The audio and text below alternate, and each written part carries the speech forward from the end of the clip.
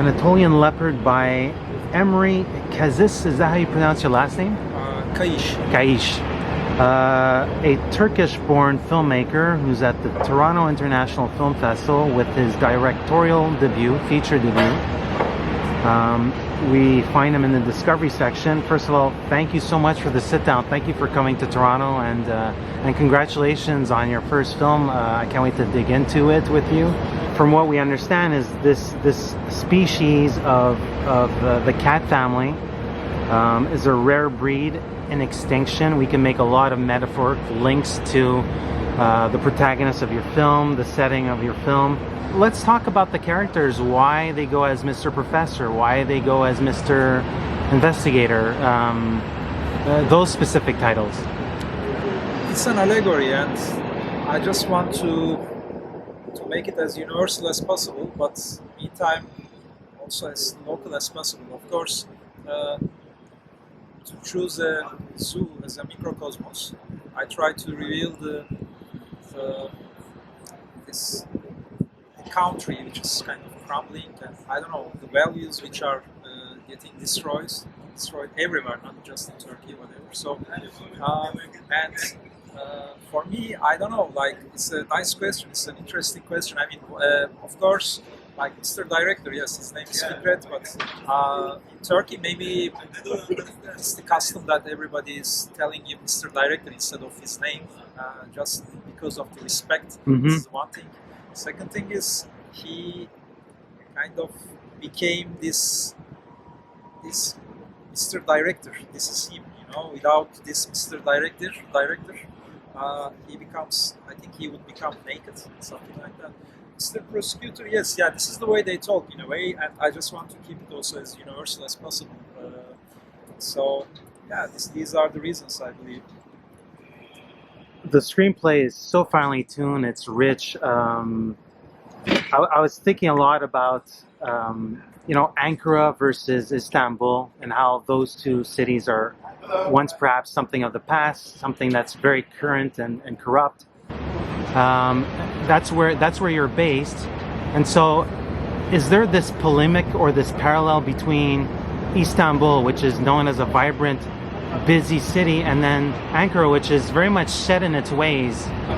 Yeah, I was born and raised there in Ankara. I lived there for a long time. Then I moved to Istanbul. So, and then yeah, it's like Ankara was always the capital city of the country, but it's a kind of a, how can I say, artificial city in comparison with Istanbul, because Istanbul was obviously one of the ancient cities of the world, well known, the capital city of the many empires, including the Ottoman Empire. So, but the new Turkish Republic, when the new Turkish Republic was established, so they need to find somewhere else, another home. So suddenly this little village, I can say, that nobody gave much attention, started to become the hub, and they constructed many buildings, whatever. So we know this story. I mean, westernization, and even it happened in Russia before, like changing the capital. It happened twice, no? Like the big Petro, and then the Soviet Empire, whatever. So, of course, the citizens of Ankara always feels proud. In a way, they feel that they are from the capital, they are representing the change. And also most of the civil servants, bureaucrats, Ankara is a city of the civil servants, bureaucrats, university students, so, but Istanbul is different, I mean. So there's a huge difference between that. That's why you can feel the power of the state in Ankara. And everything, the oldest institutions are there, I mean, everything is there, state is there. It's a bit grey, it's a bit dark. People are thoughtful, they look to the ground, not to up, you know. I mean, there is nothing much historical, there is nothing that you can visit. The oldest building is, I don't know, 100 years old in comparison with Istanbul. I mean, it's, as you know. So, yeah, I like this. There is something interesting there, because it can become easily the natural habitat of this allegory, because there is this romanticism. People on some point believe that they can be able to change the flow of the things. They can be able to change the flow of the history. They can be able to create another capital, create another country, change everything in a single minute. This is something interesting, and this is romantic. You know, that's why for me to place the film over there is not just a decision because I'm there. I was born there, or because of this, I guess, because it symbolizes the new republic. There is this romanticism, all this gray atmosphere. But of course, in recent years, in latest 15 years, I can say, Turkey changed back to its factory settings in a way. So, and Ankara was affected the most because there is a revanche. All these buildings which was constructed, they are useless anymore because the new, I can say, the new wave, they don't like it that way. They just want to carry everything to Istanbul, and everything was abandoned. And so yeah, the things are changing, and the change is obvious. If you, of course, if you, it's not apparent for a foreigner in a way, or for a person from a different city. Yeah, for outsiders. There, you can observe. It's not just building new stuff. It's the smell is changing, the tone is changing, and with sharp eyes you can be able to see it very, very, very nice. And that's why I think I just set up the film over there. Your hard shell protagonist, Fikret, who looks to be no longer invested in life. He's not invested in this new project. I was wondering if you can discuss the temperament of the character, sort of like the exchanges you had with this actor, how you got him to perform what is essentially an icy cold thing, but essentially he opens up, he unflowers or deflowers, and he gets put in a position where he's super uncomfortable, and life sort of like gets injected into him. I just wanted to get a sense of how you coach this actor into taking him through those two phases. Let me think. First of all, Fikret is representing a generation. Of course, films are films. They are not, I mean, master theses or whatever about sociology. But in order to make it so apparent and obvious, I just want to portray this character. He's a typical, I can say, a member of this loser generation. I'm not saying that in a way, maybe in English maybe it can sound a little bit weird. He's part of the old guard. Yeah, so basically this generation of him, like his friends, they, like the many countries in the world, they try to change the flow, they try to, they are leftist, socialist generation, romantic generation, they try to really change something. But they were unsuccessful. That's what we see in a way. But on the other hand, they were well educated, most of them. So some of them get rich. Like there is a character in the film called Nedim who was mocking with the other guys about socialism. Like his friend, some of them resigned from their jobs, opened cafes. I don't know, doing lots of different things. But Fikret, I just want to make a film about a character who is not resisting anymore in the beginning. Then he obviously literally saying that to the leopard, since there is no way that the leopard can pass it to another person. So he says that I'm living like you, like an obedient dog. So basically he kind of became a conformist, like many of the people, I believe. So in that particular time, in this zeitgeist, because there is no romanticism anymore, there is no nothing to fight for, and all the countries looking like more or less the same. The brands are the same, the coffee we are drinking the same, I don't know. So he kind of sees that things are going down, but he cannot change it, and he doesn't have the guts to also, I don't know, doing something like many many of us, yes, and he's keeping it inside, very much inside, and that's his main problem. So for that, I just wanted to start the film to portray that, and because the other guys are so powerful, because they want to change things, they want to install this thing, bring this thing, everybody is talking to him, they had the motivation, somebody is trying to sell security cameras, I don't know. The other one is, even though he still believes that he's a communist, but he's trying to get as much as customers to his cafe, whatever, and the Fikret is the only one, he's alone, and he doesn't have anyone to express how he feels. And even himself, as he says, he cannot even look at his own eyes because he gets ashamed of his behavior. And on some point, that's the setting, and I just want to, I talk to my actor, I explain him that these things, but to be honest, there is nothing much to explain, because when he read the script, after he reads for the first time, we know both that, we know who is Fikret. He also knows who is this character, so all he wants to do is to play the character, and he looks like Fikret for me. So I don't want him to, make faces, make sulky faces, whatever, or because he kind of understands this feeling, I believe, and he just act naturally as he's feeling that. For me, of course, it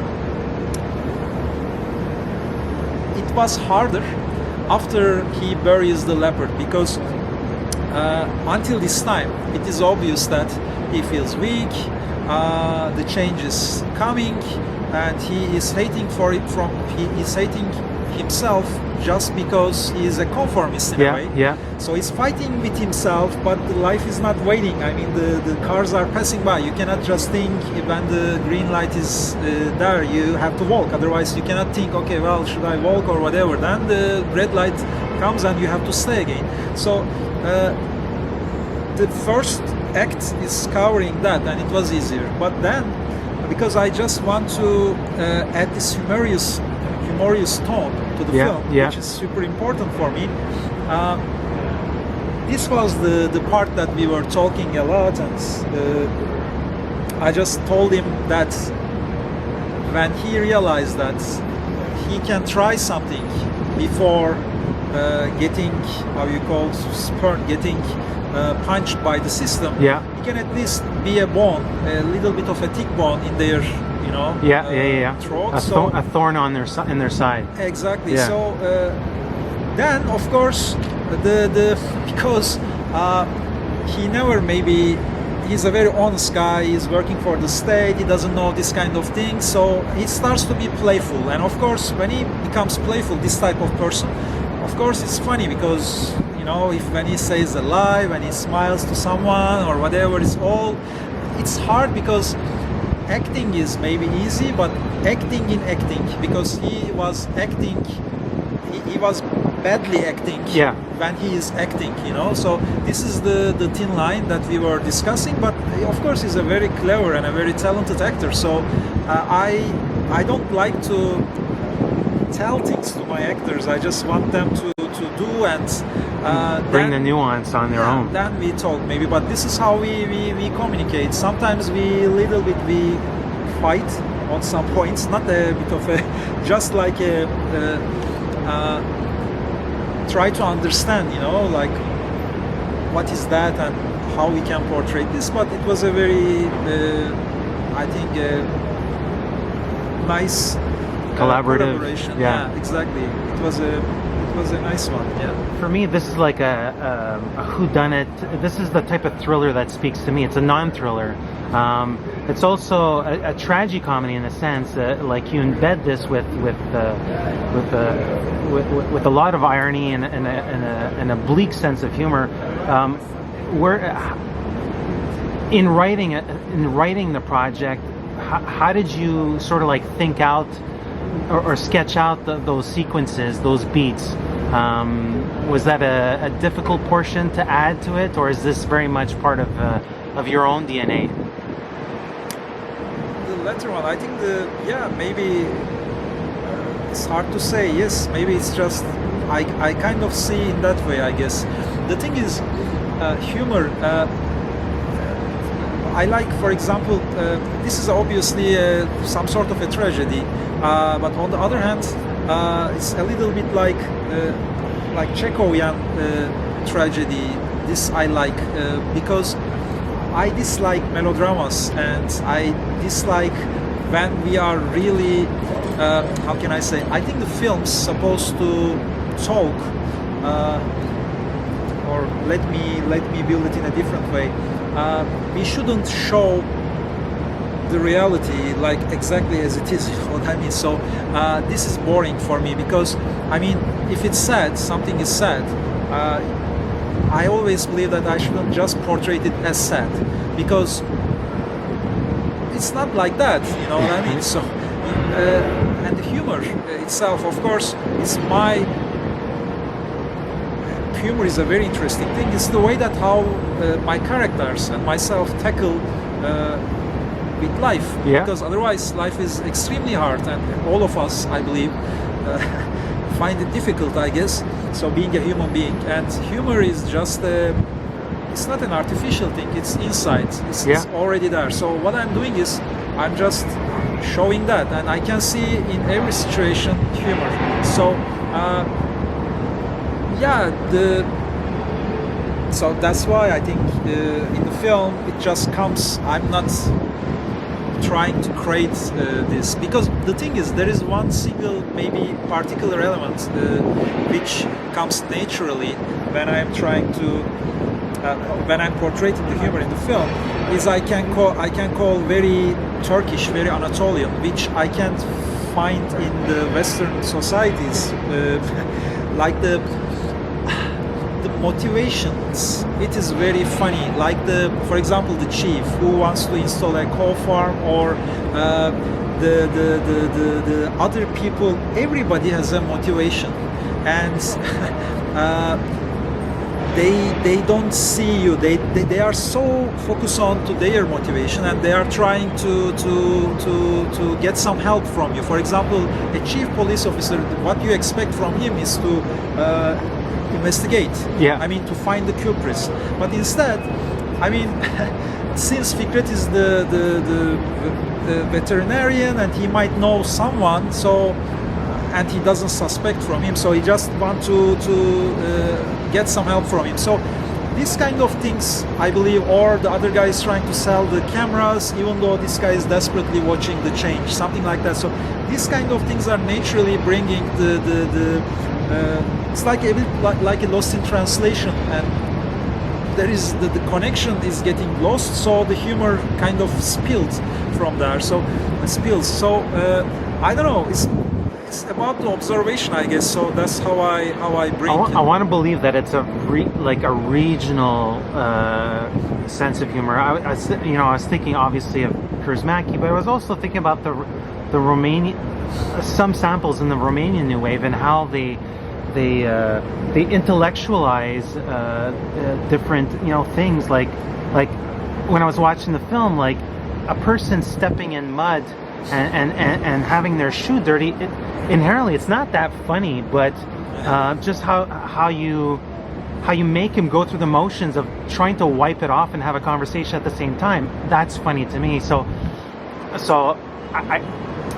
yeah, it's not that obvious, and that's why I was really curious about that pathway. Let's talk about the drab colors. You worked your cinematographer. You worked with him before. His name is Nick Cooke.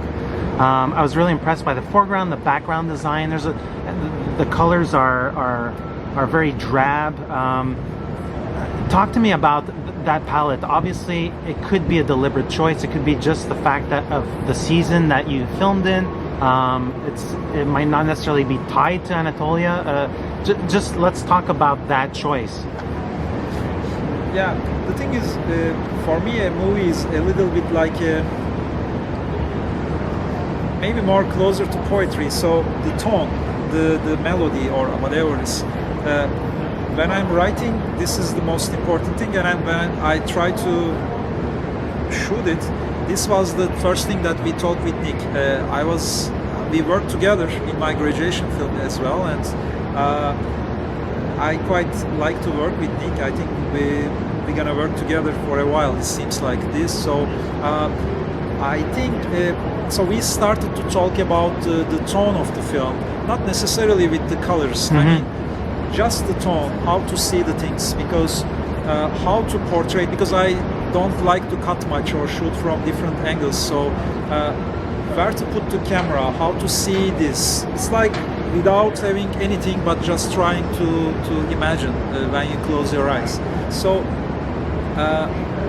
we start from there, and then I explain my feelings, and then of course the colors. So basically it's as I described in the beginning when you asked me the question about the difference between Ankara and Istanbul. Ankara is a very great city, and these offices, these state buildings, I spend a lot of time to find the locations, because I also don't like to shoot in the studios. So everything is location. We shot in locations, different locations. I was searching for the buildings that that were constructed in 20s, 30s. So I think this is also another very important aspect. And then when I find the correct places with my production designer Billur Turan, which that I also worked together in my graduation film. We were together on that one as well. So then we discuss how to, because it's hardly to imaginable for example, when I was talking to the friends of mine from London or from school or whatever, Turkey is a heaven in terms of this finding locations. You can just find the correct location. You don't need to do much. I mean, you have these old papers. I mean, the prosecutor's office, for example, all I have to do is to open the cupboard, because all these folders. Yeah, the filing system, they were from the 40s. I mean, they were staying there from the 44, and it's dusty old. If you want to bring them, it would be not just expensive. Also, it's impossible to find that much. So there are a lot of nice things that you can find. So these offices, places has a character. So of course we slightly play with it, but the hardest question for us was how to blend it with this change. I mean the color, this vibrant, for me a little bit ugly color that we had to bring, and how to put them together. Of course we discussed that a lot, and in the end of the day, of course, these are all deliberate decisions. That I mean, the toys and the how the color comes to the Fikret's life, and yeah. So this is what we did, and bit by bit, and I think it was funny in a way. It was entertaining. I mean, it was a creative process.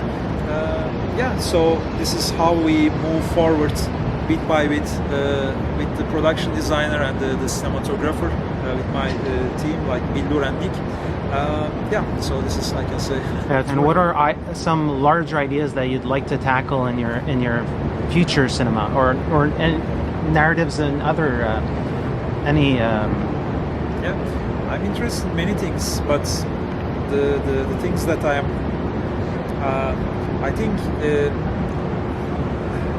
How to embrace life as a human being. This is one of the things that I'm always thinking about, and the existence of us, I guess, existence, identity, and connection, I can say, and many other things are coming together as a secondary layer, like, of course, then there is love, then there is, I mean, other things, the feelings, it's just coming. But personally, I think these are the main things, the change of times. I mean, I'm interested in that kind of how to place ourselves, belonging, and all these things. I think these are my main depths always, that I am somehow turning but yeah, so a little bit existential, I think my main questions are, and I'm always thinking about this, and my stories kind of talking about these subjects. And your writing process, does it when you began the writing process for this film, does location or a time inform you on how to proceed? Is that the initial blueprint, or was the blueprint thinking of a character like this and a context like that? Like how do you write in a sense? Writing is, I don't know, I was interested of that type of character because I find Fikret kind of people under threat of extinction. Yeah. Because there is some sort of a natural melancholy on this package. And also they are fighting with themselves. They are desperately trying to connect with a life that they feel always this defeat because they lost. The outcome is not what they endeavored, I can say. So, and there is also some sort of humor. It's like a very interesting part of the society, and of course Fikret somehow, I don't know, it can be Gamze is also more or less like that, but Fikret is of course the protagonist of the film. So I was interested in the character first of all, and then of course I didn't think, but I kind of feel or know that by choosing that type of character I can be able to speak more than what I am telling you as a story in the film, broadly, as Tarkovsky says, because I also believe that the film is supposed to tell a story more than what it's telling. So it's all about, I think, when you have this type of character, then you can be able to speak more broadly. And I also believe that this character is not just like a local character, but he's a universal character. Yeah, exactly. Everybody can be able to understand his reasons. Sometimes maybe it would be a little bit harder to adapt on some points because of this customs, whatever, but we know who he is. I mean, so writing process, I don't know, I just feel, and when I feel, I just sit down and write. So I'm not calculating much on that point. So of course it's like a little bit, everything is together. So yeah, so but the city or the other things, these are for me the secondary things. I'm more interested in the character, and then the feelings, and then everything is coming together because you just know where to set these characters. And for the other projects I'm also doing the same. Nowadays I'm thinking about, you said it's like if it's political, yes, I believe everything is political first of all, and what I want is always to make things subtle, because when things are heavily political, I believe a film like, for example, a heavily political film cannot live more than, I don't know, 20, 30 years. Like I just want to make, I'm at least trying to make things which would be watchable in 100 years as well.